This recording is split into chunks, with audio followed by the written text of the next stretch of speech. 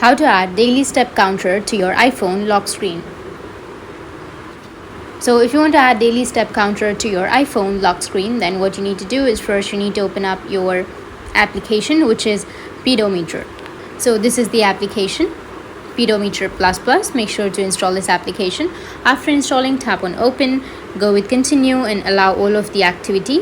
After allowing, now as you can see that you will have all of the steps right here. You can go with settings, which is on the bottom right, and here you will have your daily step goal, your distance units, your workout time, your badges, your steps.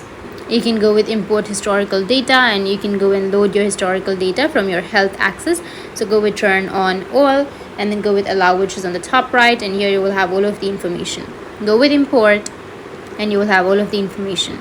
So that's how you can add step counter on your iPhone home and lock screen. And if you have any questions, feel free to comment below. Thanks for watching.